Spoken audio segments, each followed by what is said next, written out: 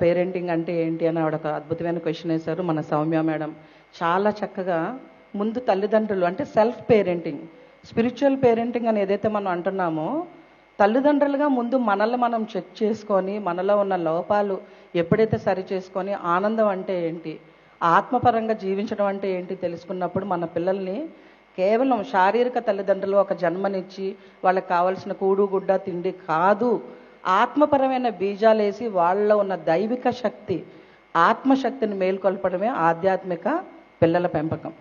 So దీంట్లో భాగంగా మనం అన్నీ తెలుసుకున్నాము. అప్పుడు ఆవిడ అడిగారు, సరే మనకు తెలుసు వాళ్ళలో ఆ ప్రేమ కరుణ అనే గుణాలను మనం తట్టిలేపుతాము, సెల్ఫ్ రెస్పాన్సిబుల్గా ఎలా తయారవ్వాలన్నది మనం నేర్పించగలుగుతాం. తల్లిదండ్రులు ధ్యానులు కాకపోతే ఆత్మజ్ఞానులు కాకపోతే అన్నారు. దానికే పత్రి గారు మనకి ఎంతో అద్భుతంగా ప్రతి విద్యార్థి ధ్యాన విద్యార్థి కావాలి అని మనందరికీ నేర్పించారు. సో ఎప్పుడైతే ఎవరైతే మనము ధ్యానులుగా ఆత్మజ్ఞానులుగా మనల్ని మనం తెలుసుకొని ఇవాల్వ్ అయి ఉన్నామో, మనలాంటి వ్యక్తులు వెళ్ళి స్కూల్స్కి కాలేజీలకి వెళ్ళి ఆత్మవిద్యను ఎప్పుడైతే ఇస్తామో, ప్రాపంచిక విద్యతో పాటు మనలాంటి వాళ్ళు ఇచ్చే ఆత్మవిద్య వాళ్ళకి తోడైనప్పుడు అద్భుతంగా ఆ పిల్లలు కూడా ఎదుగుతూ ఉంటారు. ఆ పిల్లల్లో వచ్చిన మార్పు చూసి తల్లిదండ్రులు కూడా ఖచ్చితంగా వారు కూడా మార్పు చెందడానికి అవకాశం ఉంటుంది.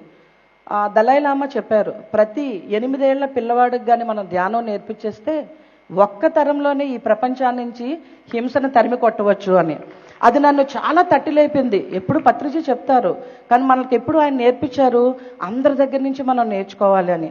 సో దలైలామా గారు చెప్పిన ఆ కొటేషన్ నన్ను ఎంతో ఇన్స్పైర్ చేసి, లేదు స్కూల్స్ నుంచి మనం టీచ్ చేస్తే ఫ్యూచర్లో కౌన్సిలింగ్ డాక్టర్స్ అవసరం ఆ పిల్లలకు అవసరం లేదని అనిపించి మెదక్ సంగారెడ్డితో మొదలుపెట్టి ఎన్నో చోట్ల కంప్లీట్గా మోర్ దాన్ 3 lakh చిల్డ్రన్కి అంటే right from school to university meditation అందించినప్పుడు నేను నోటీస్ చేసింది ఏంటి అంటే, మెదక్ సిద్దిపేట లాంటి చెప్పినప్పుడు ముస్లిం పిల్లలు, నాన్ వెజ్ తినే పిల్లలు, రకరకాల యాటిట్యూడ్తో ఉన్నవాళ్ళు కూడా ఆ హెడ్ మాస్టర్స్ ఫోన్ చేసి చెప్పేవాళ్ళు చాలా మార్పండి.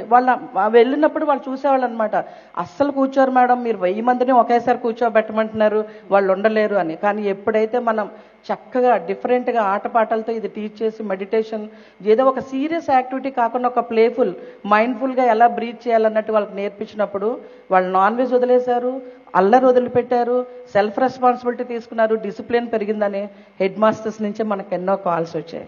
సో తల్లిదండ్రులు ఆధ్యాత్మికంగా లేకపోయినా మనము ఆ ఆధ్యాత్మిక తల్లిదండ్రుల పాత్ర ఇతరుల పిల్లల కోసం పోషించవచ్చు.